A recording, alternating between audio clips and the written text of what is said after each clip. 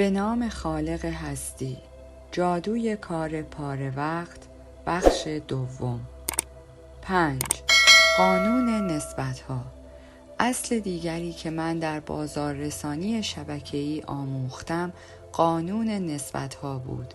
اگر شما کاری را به دفعات کافی انجام دهید، درصد نسبت از کل پدیدار می شود. حال این موضوع بسیار جالب را با یک مثال توضیح می دهم. اگر شما به 10 نفر پیشنهادی دهید، به احتمال زیاد 1 نفر به شما جواب مثبت خواهد داد. از اینجاست که درصد نسبت از کل پدیدار می شود. درک این مطلب بسیار مهم است. اگر با 10 نفر صحبت کنید، می توانید نظر مثبت 1 نفر را جلب نمایید. اگر با 10 نفر دیگر صحبت کنید، شانس شما برای جذب 1 نفر دیگر بسیار بالاتر خواهد بود. این شروع بسیار خوبی خواهد بود و می توانید با هر کسی به رقابت بپردازید. لازم به ذکر است که میزان بازدهی و موفقیت هر کسی بستگی به درصد نسبت از کل معرفی‌های آن شخص دارد. به عنوان مثال، من تازه وارد یک شبکه بازار رسانی شده ام و می توانم از هر 10 نفر 1 نفر را متقاعد کنم، در حالی که شما مدت هاست در این شبکه مشغول به فعالیت هستید.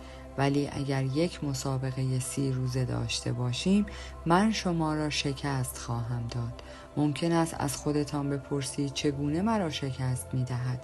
جواب این است شما به خاطر داشتن آشنایی و اعتبار قبلی تنها با 10 نفر از آشنایانتان صحبت می کنید و شاید حتی 9 نفر را متقاعد سازید، ولی من با 100 نفر صحبت می کنم و 10 نفر را متقاعد می سازم و این گونه است که من شما را شکست خواهم داد.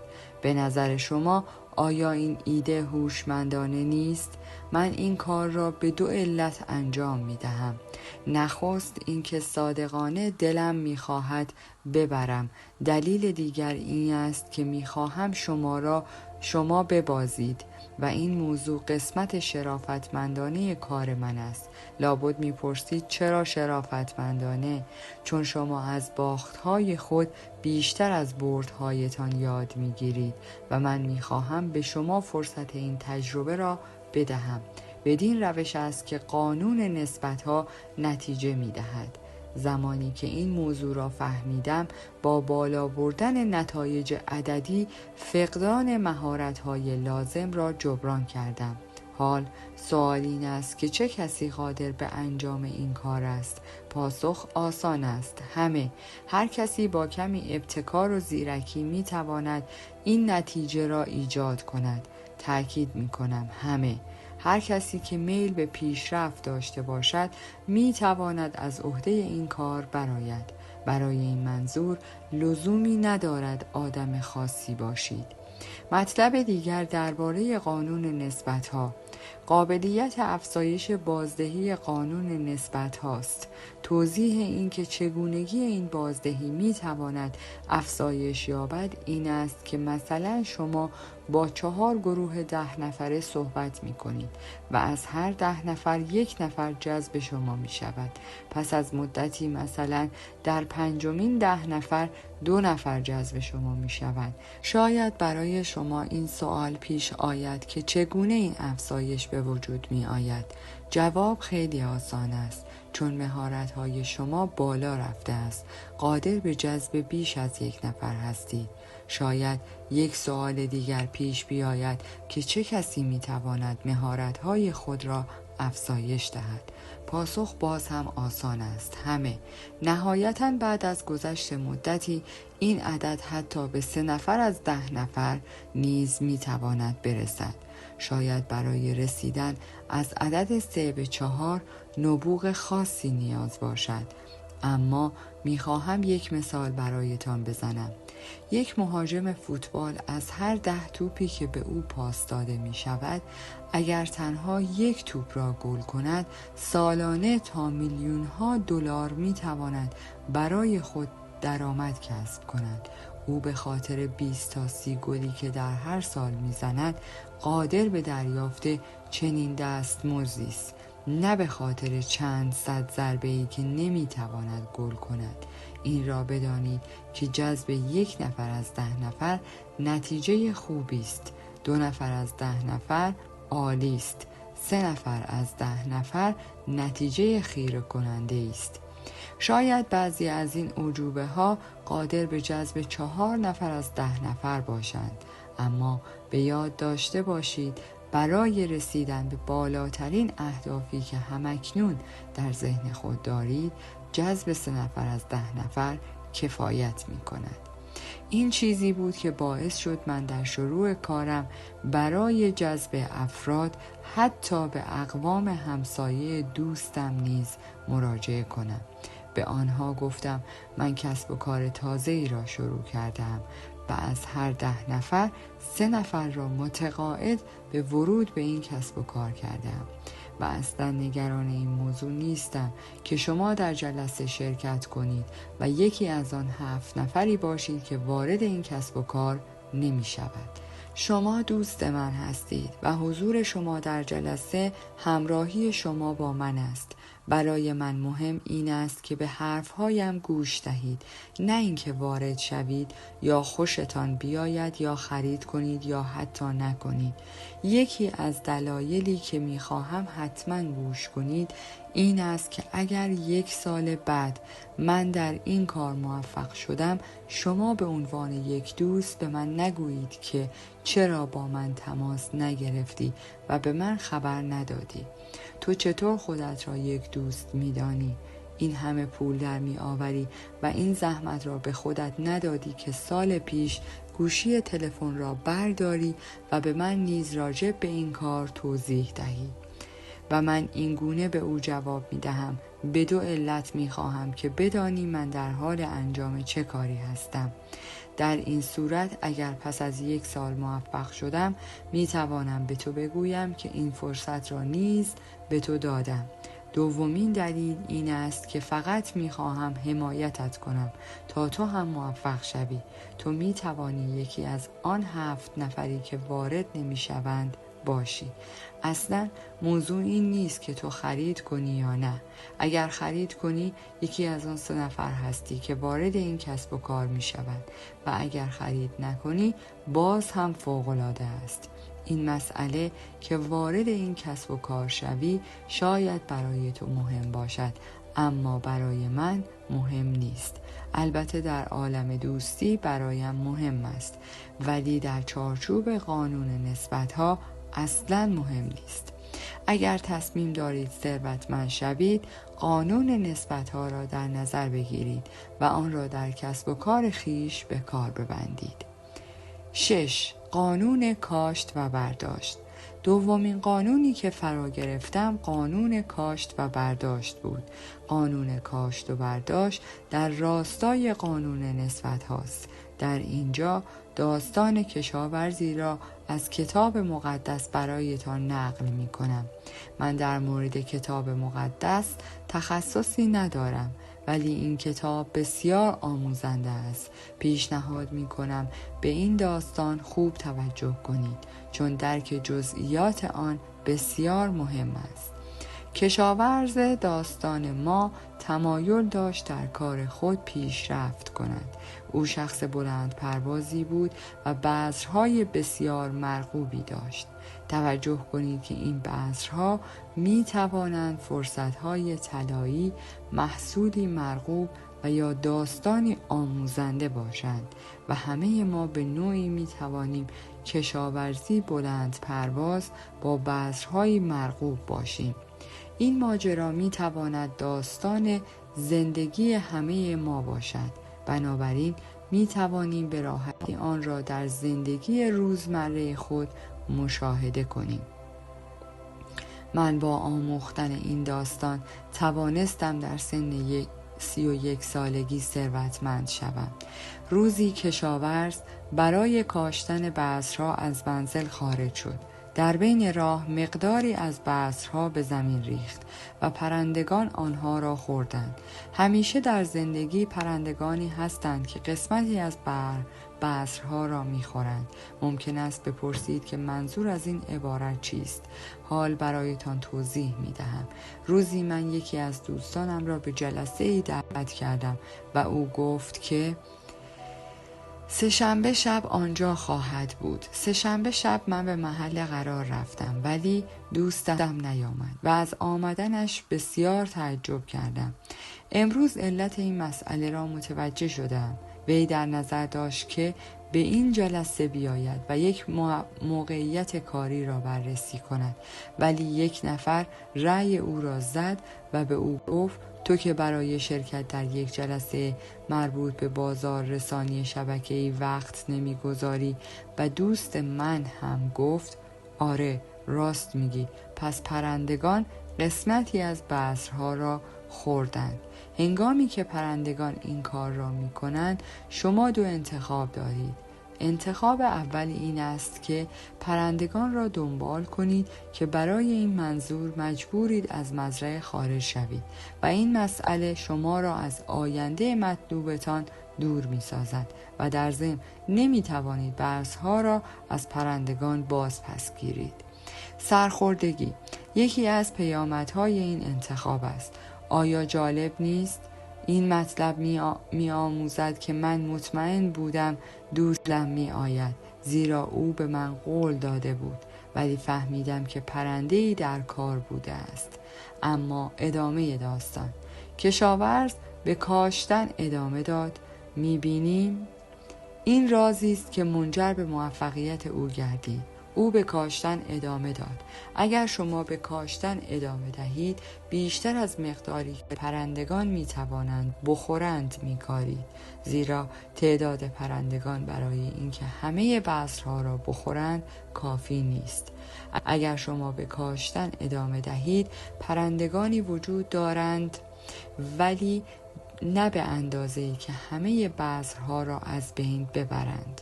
قانون نسبت‌ها اینجا به کمک شما می آید. مربیم این مطلب را به من یاد داد. او گفت آقای ران، در کل دنیا تنها 9 یا 10 نفر آدم‌های این چنینی وجود دارند و الان زیاد این طرف آن طرف می روند. شما هر از گاهی با یکی از اینها برخورد می کنید. هر وقت با چنین افرادی برخورد کردید بگویید تنها 9 تا آدم شبیه تو وجود دارد و من از پس آن برمی آیم. مطلب دیگری که این داستان به ما می آموزد این است که کشاورز همچنان به کاشتن خود ادامه داد بی آنکه شما بخواهید قسمتی از بذرها روی سنگلاخ‌ها و خاک‌های نامطلوب پاشیده شود. چون شما کشاورزی بلند پرواز با بذرهای بسیار مطلوب هستید، پس سنگلاخ‌ها و خاک‌های نامطلوب اصلا خوشایند نیستند. اما ببینیم که چه اتفاقی افتاده است. بذر در زمین شروع به رشد می کند و در پی آن گیاهی کوچک می روید، اما نخستین هوای گرم آن را پژمرده و خشک می کند. این موضوع ناراحت کننده است، درست مانند دوست من که بالاخره شروع به فعالیت می کند، ولی پس از چند روز به واسطه حرفهای شخصی دیگر دست از فعالیت خود می کشد و مانند آن گیاه خشک و پژمرده می شود. این دوست من در دومین جلسه دیگر شرکت نمی کند و در حالی که من با خود فکر می کردم که او حداقل 1 هفته را دوام بیاورد، پس چه اتفاقی افتاده است؟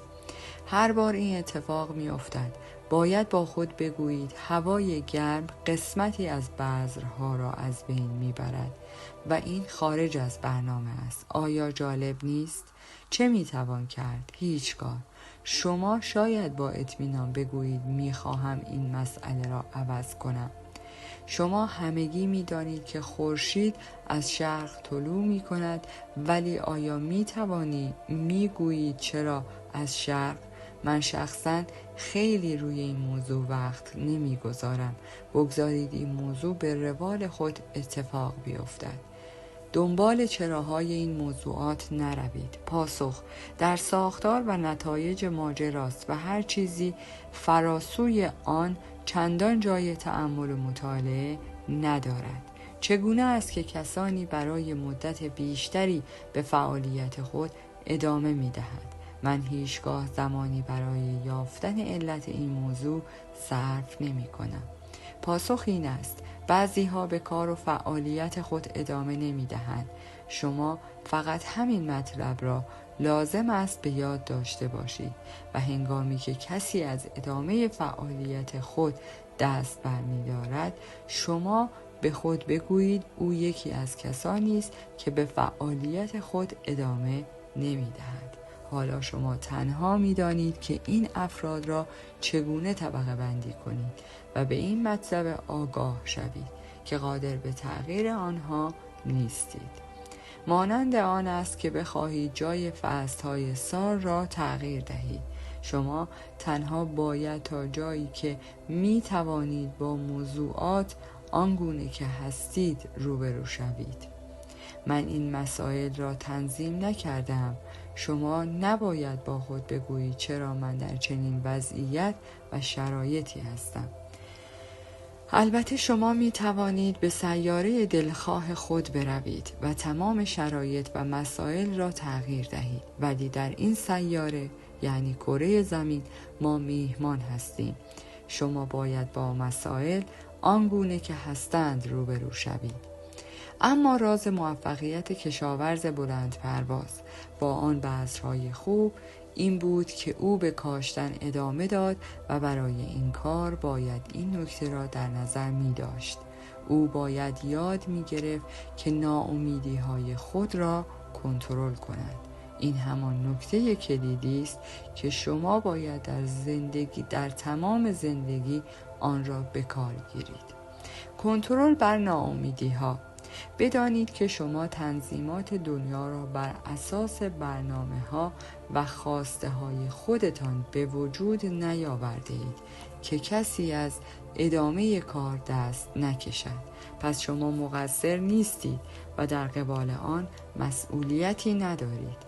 اما اگر در دفتر کارتان مشکلی پیش بیاید، این موضوع متفاوت است و شما در قبال آن مسئول هستید. کشاورز به کاشتن ادامه می دهد و قسمتی از بذرها روی زمین نامناسب و خاردار می ریزد. ممکن است به نظر آید که از دست دادن این بذرها باعث متضرر شدن کشاورز شده است، اما این پایان داستان و ماجرا نیست. کمی از بذرها روی زمین خاردار می ریزد و تعدادی گیاه نیز شروع به رشد می کند، ولی خارها باعث از بین رفتن این گیاهان می شوند. خارها قسمتی از بذرها را از بین می برند. در واقع این خارها همان دلواپسی‌ها، نگرانی‌های بی‌مورد، حواس پرتی‌ها و مشکلات دیگری است که بر سر راه همه ما قرار دارند. آیا کسی می‌تواند خارهایی که بر سر راه ما در مسیر زندگی قرار می‌گیرند را پیش بینی کند؟ به یکی از دوستانم گفتم: جان، من دیشب جلسه ای داشتم ولی تو نیامدی. جواب داد: من که نمیتوانم در تمام جلسات شرکت کنم. و من به او گفتم: چرا نمیتوانی؟ تو که پاره وقت کار میکنی. بسیاری از مردم اجازه میدهند که اتفاقات کوچک و کم اهمیت آنها را از دستیابی به فرصتهای بزرگ محروم کنند. شاید بپرسید که برای این گونه افراد چه میتوان کرد؟ به شما میگویم که هیچ کاری نمیتوان انجام داد. شما میپرسید اصلاً چرا این اتفاقات رخ میدهد؟ من از شما میخواهم که روی این چراها وقت صرف نکنید. این اتفاقات رخ میدهند همانطور که زمستان بعد از پاییز و بهار پس از زمستان میآید. پس تا اینجا به این نتیجه رسیدیم که خارها قسمتی از بذرها را نابود می کنند. کشاورز به کاشتن بذرها همچنان ادامه می دهد. همان گونه که ما به دعوت کردن از دیگران ادامه می دهیم. قانون نسبت‌ها. همچنان به عملکرد خود ادامه می دهد و چیزی که این داستان نهایتاً به ما می گوید این است که اگر شما به کاشتن بذرها ادامه دهید، بذرها در نهایت به روی زمین حاصلخیز می ریزند. اگر شما برای کاری به دنبال شخص مناسبی بگردید، نهایتاً شخص مورد نظر خود را پیدا خواهید کرد. در بعضی از زمین‌های حاصلخیز شاید تنها 30% از بذرها شکوفا شوند، در بعضی 60% و شاید در بعضی حتی 100% بذرها. شاید شما بپرسید چرا این درصدها با هم تفاوت دارند؟ باز میگویم وقت خود را به روی این چراها صرف نکنید، به کار خود ادامه دهید. من میخواستم 30% حاصل خیزی را به 60% برسانم، ولی متوجه شدم که این کار خارج از حد و توان من است. میخواهم کاری کنم تا همه کاملا موفق شوند، ولی این موضوع داشت مرا از پای در می آورد. مطمئن باشید که شما قادر به انجام چنین کاری نیستید. کاری که شما باید انجام دهید این است که بگذارید کسی که بازدهی 30% دارد با بهترین توانایی موجودش به کار خود دست پیدا کند و کسی که توانایی و بازدهی 60% دارد نیز به کارش ادامه دهد و کسی که 100% بهره‌وری دارد نیز کارش را ادامه دهد. شما با درک این مسائل می توانید حاصل خیزی زمین کشاورزیتان را به 100% برسانید. 7. پرورش مهارت‌ها. تجربه فعالیت در بازار رسانی شبکه‌ای منجر به کسب مهارت‌های جدیدی در من شد. من می‌دانستم چگونه می‌توان شیر گاوها را دوشید، اما نمی‌توانستم پول زیادی از این طریق به دست آورم. نخستین مهارتی که تغییری شگرف در زندگی من ایجاد کرد، مشتریابی و فروشندگی بود. فروشندگی کار آسانی است، زیرا یک عمل تکنیکی محسوب نمی شود. عمل تکنیکی است که در آن راجع به نحوه کارکرد چیزی صحبت شود، در حالی که در عمل فروش شما به سادگی تنها محصولتان را معرفی می کنید. اگر راجع به یک محصول منحصر به فرد صحبت می کنید، حتما درباره قابلیت‌هایش توضیح دهید. شخص مقابل را قانع کنید که این محصول بهترین محصول است و اینجاست که مشتری حاضر به خرید محصول می شود. این هنر ساده فروشندگی است. در تجارت سهیم شدن اطلاعات مسئله بسیار مهمی است، زیرا با مشتری در رابطه با محصولی که خودتان استفاده می کنید و نظرات موافق کسانی که از این محصول استفاده کرده اند سهیم می شوید. ما راجع به مهارت‌های فنی پیشرفته یک سفینه فضایی صحبت نمی کنیم، تنها درباره سهیم شدن اطلاعات و کاربرد مناسب آن به منظور جلب نظر مثبت دیگران در این تجارت صحبت می‌کنیم. هنگامی که من فروشندگی را یاد گرفتم، درآمد من 5 برابر شد. مشتریابی و فروشندگی زیربنایی بود برای ساختن یک زندگی حرفه‌ای و موفق. پس تا اینجا من 2 مهارت کسب کرده بودم: دوشیدن شیر گاو و فروشندگی. مهارت دیگری که زندگی مرا متحول ساخت، مهارت جذب افراد تازه و معرفی یک فرصت درآمدزا به آنها بود.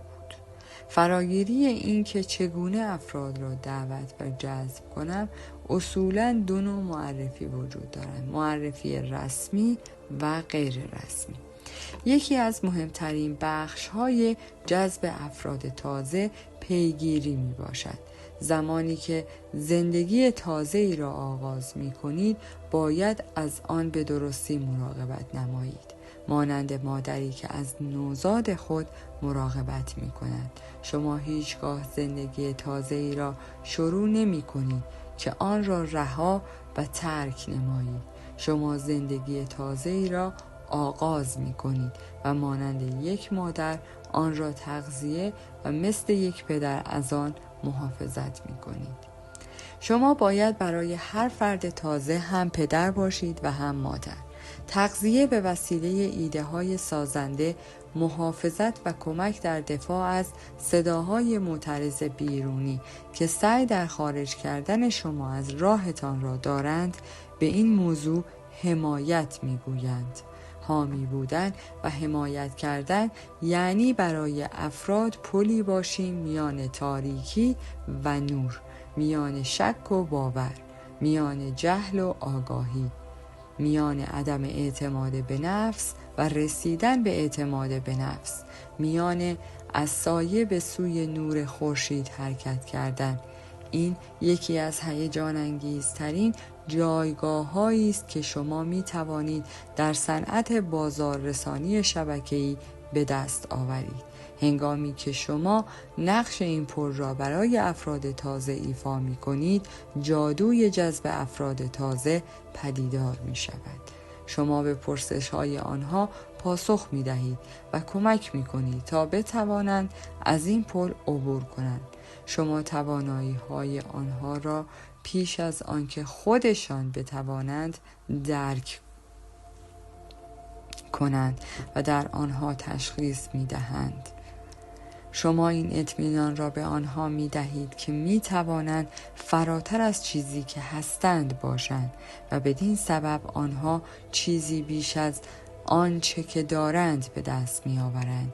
این یکی از بزرگترین هنرهایی است که در دنیا وجود دارد. مطلب هیجان انگیز در مورد این هنر آن است که درآمد سرشاری را می تواند برای شما ایجاد کند، چرا که شما همکنون در حال عمل کردن به نکته منحصر به فردی هستید که در کتاب مقدس نیز به آن اشاره شده است. این نکته است که جان فکندی نیز در نطق ریاست جمهوری خود بدان اشاره کرده است.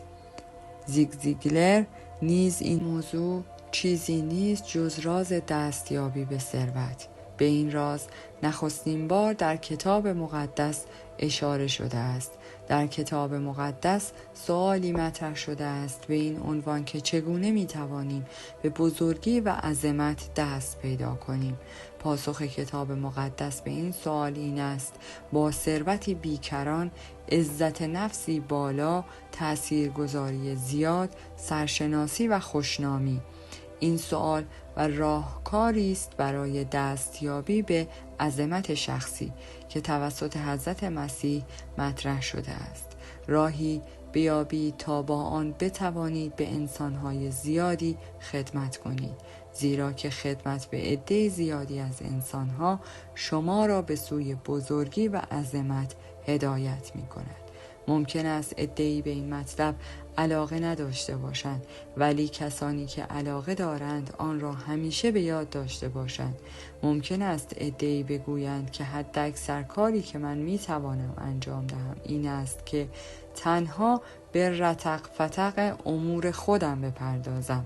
البته این موضوع کاملا قابل قبول است، اما شما از این طریق به بزرگی و عظمت دست پیدا نمی کنید.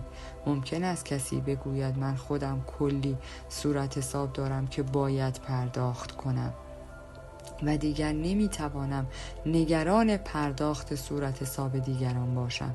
همانطور که گفتم این طرز برخورد اصلا ایرادی ندارد، اما تأکید می کنم که با این نوع نگاه هرگز به بزرگی دست پیدا نخواهید کرد. بزرگی یعنی اینکه انسانهای دیگر را حمایت کنیم تا بتوانند صورت حسابهای خود را پرداخت کنند.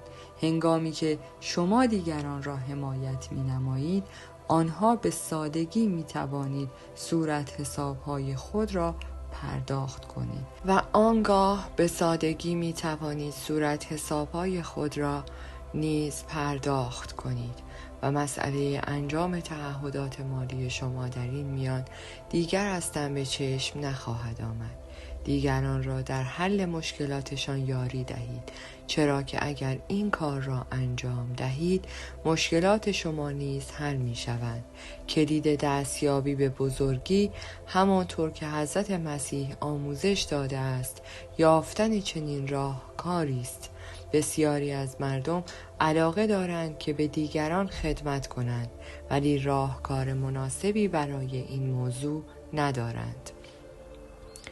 اما مطلب هیجان انگیز در مورد این تجارت آن است که شما راهی برای خدمت به سایر افراد دارید. این که از این امکان استفاده نمایید یا نه دیگر به خودتان مربوط است. این دیگر با شما که از طریق این راهکار ثروت زیادی به دست آورید یا نه. موفقیت بستگی به میزان تمایل هر شخص در پیشرفت دارد. سیستم بازاررسانی شبکه‌ای به علت ارائه بازاررسانی یکسان و محصولاتی یکسان برای همه یکسان است. تفاوت تنها در نگرش هر شخص و میزان تمایل وی در پیشرفت است. اهداف و بلند پروازی های شما هرچه که باشند برای رسیدن به آنها راهکارها و ابزارهای لازم را دارید. راهکار مهم این است تا جایی که می توانید به دیگران خدمت کنید. موضوع هیجان انگیز در جذب افراد تازه این است که به هر علتی که شما وارد سیستم شده اید اکنون توانایی تاثیرگذاری مستقیم و غیر مستقیم روی دهها و یا شاید صدها انسان را دارید. بسیاری از کسانی که شما روی آنها تاثیرگذار هستید نیز به نوبه خود به طور مستقیم و غیر مستقیم بر زندگی هزاران انسان دیگر تاثیر می‌گذارند. شما به هر اندازه روی انسانها تاثیر بگذارید به همان اندازه نیز درآمد کسب می‌کنید. ولی راز دستیابی به بزرگی همانطور که در کتاب مقدس آمده است خدمت به عده زیادی از انسان هاست. رئیس جمهور وقت آمریکا جان اف کندی در نخستین نطق ریاست جمهوری خود چنین گفت: توقع نداشته باشید. آیا دوست نداشتید این فلسفه همکنون بر فلسفه سیاسی ایالات متحده حاکم می بود؟ بسیار مهم است که بتوانیم این فلسفه را درک کنیم. کندی گفت: از دیگران انتظار و توقع انجام کاری برای خودتان را نداشته باشید. از کشور، دولت و حکومت انتظار و توقعی نداشته باشید. به جای این توقعات ببینید که شما چه کاری می توانید برای کشورتان انجام دهید. زیرا کشور یعنی مردم. با این توقعات نمی توانید ثروتمند شوید و یا به عزت نفس بالا دست بیابید. هر انسانی می تواند طالب و خواهان سود، سرشناسی، خوشنامی، عزت نفس بالا و شانس ثروتمند شدن باشد. جان اف کندی می گفت: این بسیار آسان است که بگوییم دیگران چه کاری می توانند برایمان انجام دهند، اما چنین انتظاری نداشته باشید. بلکه به این فکر می شود که شما چگونه می توانید به مردم کشورتان خدمت نمایید. آیا می توانید به طور مستقیم و یا غیر مستقیم به مردم کشورتان خدمت کنید؟ دوست قدیمی و بسیار خوبم زیگ زینگر میگوید پول همه چیز نیست، ولی از نظر اهمیت همرده اکسیژن است. زینگر به واسطه همین مطلب فرد بسیار مشهوری شد. یکی دیگر از دیدگاه‌های زینگر که در راستای کلام کتاب آسمانی می باشد این است: اگر به تعداد کافی مردم را در جهت رسیدن به خواسته هایشان حمایت کنید، آنگاه شما نیز می توانید به خواسته های خود برسید. اینکه شما می خواهید به خواسته هایتان برسید منفعت شخصی است که در جای خود کاملا قابل قبول است و اگر می خواهید منافع شخصی خود را در مسیر سازنده قرار دهید حمایت کنید تا دیگران بتوانند به خواسته ها و اهدافشان دست پیدا کنند. پس تا اینجا من 3 مهارت کسب کرده بودم: دوشیدن شیر گاو، فروشندگی و جذب افراد تازه. 8. بیایید با هم کار کنیم. مهارت دیگری که یادگیری آن سودش سرشاری را نصیبم کرد سازماندهی بود. هنگامی که چند نفر با یکدیگر شروع به کار می کنند، شما پی به جادوی این مسئله می برید. آری، اینکه آدم‌ها بتوانند با یکدیگر کار کنند سحرآمیز است، هرچند این موضوع چالش برانگیز نیز می باشد. مانند زمانی که چند نفر از اعضای خانواده شما بخواهند با هم کار کنند. اینکه زن و شوهری با هم کار کنند چالش بزرگی است، ولی در صورت اتفاق معجزه پدید می شود. هر چیز سحرآمیز چالش برانگیز است، اما زمانی که شما نمی‌دانید این چالش برای چیست، آنجاست که معجزه اتفاق می‌افتد. اما چگونه هنگامی که مردم با هم کار می‌کنند این معجزه اتفاق می‌افتد؟ بگذارید نقل قولی از کتاب مقدس بیاورم. کتاب مقدس می‌گوید هنگامی که 2 یا 3 نفر در قصد مشترکی توافق داشته باشند، آنگاه هیچ چیز غیر ممکن نخواهد بود. زندگی چالش‌های بسیاری به همراه دارد. مطلبی که من همیشه به کودکان در رویارویی با چالش‌ها آموزش می‌دهم این است: بیا بریم انجامش بدیم، نه اینکه برو انجامش بده. اگر 2 یا 3 نفر با قصد مشترکی بخواهند کاری را انجام دهند، دیگر هیچ چیز غیر ممکن نخواهد بود. کار کردن با یکدیگر به سازماندهی نیاز دارد. هنگامی که هر کس بخواهد مستقل از دیگری عمل کند، چالش ها زیادتر می شوند. درست مانند بچه های شما که هر کدامشان نظر خاصی برای خود دارند و همین تنوع آراست که زندگی را متنوع می کند. در تجارت و کسب و کار نیز کار کردن با افراد مختلف چالش برانگیز اما نتیجه بخش است. ملوانی را در نظر بگیرید که می‌خواهد به تنهایی لنگر کشتی را از آب بالا بکشد. مسلماً به تنهایی این کار را نمی‌تواند انجام دهد و دچار آسیب می‌شود، در حالی که با کمک دیگر ملوانان به خوبی از پس این کار برخواهد آمد. اگر از عهده کاری به تنهایی برمی آیید انجامش دهید، اما به خاطر داشته باشید که قدرت عظیمی در کار کردن با دیگران وجود دارد. عامل دیگری که در کار کردن با دیگران به شما قدرت می دهد بیان نقاط قوت یکدیگر است. مثلا اگر من یک عضو تازه وارد باشم و شما معرف من باشید، بیان نقاط قوت من توسط شما در یک جمع باعث رشد و حرکت من خواهد شد و از من انسان جدیدی خواهد ساخت. بیان نقاط قوت دیگران بسیار قدرتمند است. به همین دلیل است که پیشنهاد می کنم با یکدیگر کار کنید. هرچند به تنهایی کار کردن نیز خوب است، ولی هر انسان آگاهی می تواند تشخیص دهد که منفعت در چیست. با سازماندهی کارها پول بیشتر و نتایج مطلوب تری را می توان کسب کرد. منفعت من در این نکته بود. نکته دیگری که لازم است به آن اشاره کنم تشویق کردن است. زمانی از یک شرکت قدردانی می شود که آن شرکت قدم‌های بزرگی را در مسیر پیشرفت برداشته باشد، در حالی که شما به خاطر قدم‌های کوچک رو به رشد خود می توانید مورد قدردانی قرار گیرید. تشویق کردن افراد برای روند رو به رشد آنها یکی از اسرار تجارت به حساب می آید. هرچند این تشویق ها ممکن است در حد یک قدردانی ساده در جمع و یا معرفی و تمجید از آن فرد باشند، پس می توان فهمید که تشویق کردن چگونه بر دیگران تأثیر می گذارد و اگر آن را به درستی به کار بریم می توانیم تجارت خوبی را انجام دهیم.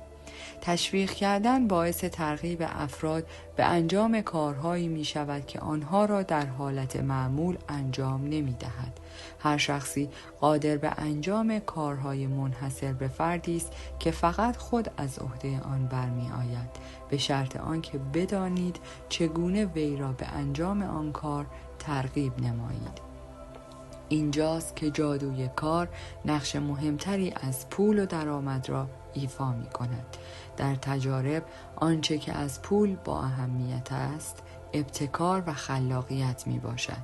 بهترین جا برای به کارگیری خلاقیت در معرفی محصولی منحصر به فرد، جذب مشتریان، تربیت بازاررسانان شبکه‌ای و غیره است.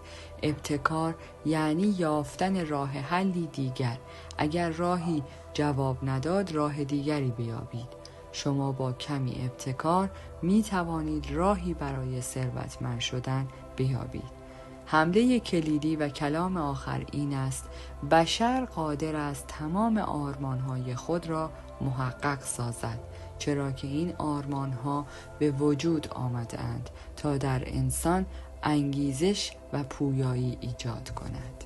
در پایان از شما دوستان عزیزم می‌خواهم برای حمایت بیشتر ما کانال ما را به دوستان خود معرفی کنید. برای انرژی بیشتر ما رو لایک کنید و برای ادامه پرقدرت‌تر سابسکرایب. تا درودی دیگر، درود و 200 بدرود.